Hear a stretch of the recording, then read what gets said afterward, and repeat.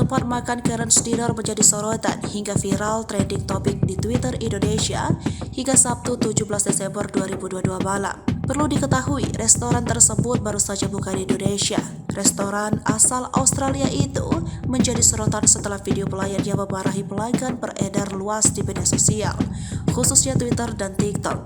Tak sedikit warganet yang menyebut si pelayan melakukan body shaming kepada pelanggan. Beredar video yang beredar, pelayan Karen's Dinner itu mengatakan wajah pelanggannya seperti pantat panci.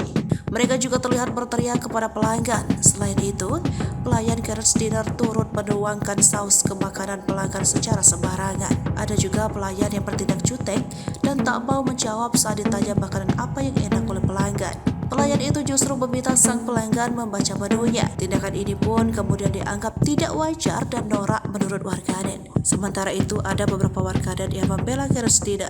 Menurut mereka, restoran tersebut yang berada di luar negeri juga melakukan hal yang sama.